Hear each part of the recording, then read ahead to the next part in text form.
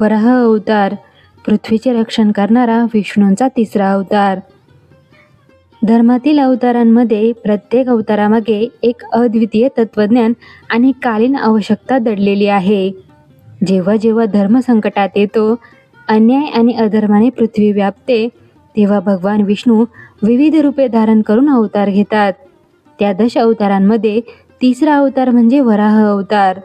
हा अवतार विशेषतः पृथ्वी माता व विश्वरक्षण यांच्याशी निगडीत आहे। वराह अवताराची कथा।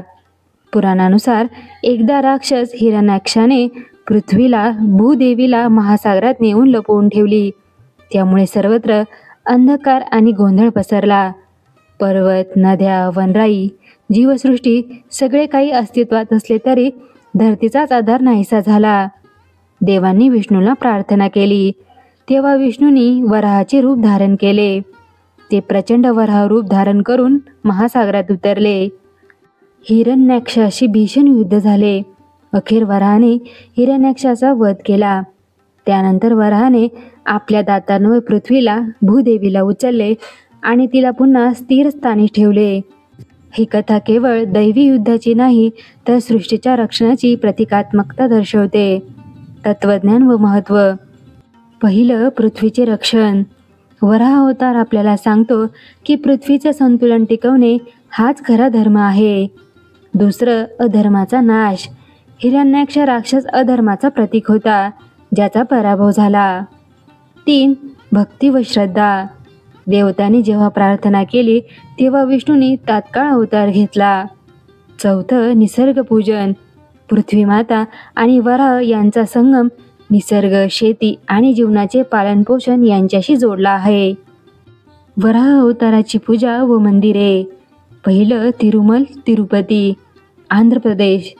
तिरुपतीतील श्री व्यंकटेश्वर मंदिराच्या मागे वराहस्वामी मंदिर आहे। परंपरेनुसार बालाजीच्या दर्शनापूर्वी वराहस्वामीचे दर्शन घेणे आवश्यक मानले जाते। येथे वराहाने तिरुमल क्षेत्र भूदेवीकडून मागितले होते अशी कथा आहे। चे वराह मंदिर, मध्य प्रदेश। खजुराहोच्या जागतिक वारसा मंदिर समूहात एक सुंदर वराह मंदिर आहे। येथे 2.6 मीटर लांब वराहाची विशाल मूर्ती आहे। या मूर्तीवर 674 पेक्षा अधिक देवतांचे सूक्ष्म शिल्पांकन केलेले आहे। तिसरं, बद्रीनाथ क्षेत्र, उत्तराखंड। बद्रीनाथच्या क्षेत्रपालांमध्ये वराह यांचा उल्लेख आहे। बद्री केदार यात्रेत वराहाची पूजा विशेष मानली जाते। 4, दक्षिण भारतातील वैष्णव मंदिरे। अनेक श्री वैष्णव परंपरेत वराहाला विशेष स्थान दिले आहे। काही मंदिरे वराह क्षेत्र म्हणून देखील ओळखली जातात। 5, अंबाबाई मंदिर, कोल्हापूर। येथे वराह मूर्ती असून वराहाच्या मुखात देवीची मूर्ती आहे। 6, इतर मंदिरे। गुजरात, राजस्थान, कर्नाटक व ओडिशा येथे देखील वराह स्वामींची प्राचीन मंदिरे सापडतात। वराह जयंती। मार्गशीर्ष शुक्ल द्वादशी या दिवशी वराह जयंती साजरी केली जाते। या दिवशी वराह आणि भूदेवीची संयुक्त पूजा केली जाते। भक्तिपूर्वक उपवास, मंत्रजप आणि कथा ऐकण्याची प्रथा आहे। वराहाची पूजा केल्याने स्थैर्य, संपत्ती व समृद्धी मिळते असे मानले जाते। शेती, जमीन, पिके यांच्याशी निगडीत अडचणी दूर होतात। पृथ्वी माता प्रसन्न झाल्यामुळे संतती, सुख आणि कुटुंबाचा विकास होतो। वराह अवतार ही फक्त दैवी कथा नसून मानवजातीसाठी संदेश आहे। पृथ्वी हा आधार आहे, तिचे रक्षण करणे हा आपला धर्म आहे। भगवान विष्णूंनी वराह अवतार धारण करून आपल्याला शिकवले की अधर्म कितीही प्रबळ झाला तरी शेवटी धर्माचाच विजय होतो। आजच्या काळात ही कथा आणखी महत्त्वाची वाटते, कारण पृथ्वीचे प्रदूषण, निसर्गाचा नाश आणि हवामान बदल यामुळे आपण पुन्हा एकदा वराह अवताराची गरज भासत असल्यासारखे वाटते। मात्र यावेळेस देव अवतार घेईन असे न मानता आपणच पृथ्वीचे वराह बनून तिचे रक्षण करणे हा खरा धर्म आहे। वराह अवतार हा भगवान विष्णूंच्या 10 अवतारांपैकी तिसरा अवतार असून या अवतारामध्ये विष्णूंनी वराहाचे रूप घेऊन हिरण्याक्ष राक्षसाचा वध केला। समुद्रात बुडालेल्या पृथ्वीला बाहेर काढून तिचे रक्षण केले।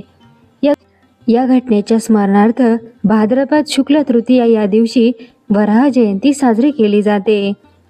श्री वराहस्वामी मंदिर किंवा भूवराहस्वामी असेही म्हणतात, जे आंध्र प्रदेशातील चित्तूर जिल्ह्यातील तिरुपती येथील तिरुमल्ला टेकडीवर आहे.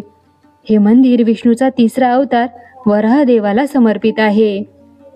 हे मंदिर स्वामी पुष्करणीच्या उत्तर पश्चिम कोपऱ्यात तिरुमाला व्यंकटेश्वर मंदिराच्या उत्तर भागात आहे. फार पूर्वी किंवा आजही श्री व्यंकटेशाचे दर्शन घेण्याआधी पुष्करणीमध्ये स्नान करून प्रथम भूवराह स्वामींचे दर्शन घेऊनच मग श्री व्यंकटरमणाच्या दर्शनाची प्रथा भाविक आजही पाळतात. कारण असं म्हणतात, भूवराह स्वामींच्या दर्शनाशिवाय तिरुपती तिरुमाला यात्रा संपूर्ण होत नाही.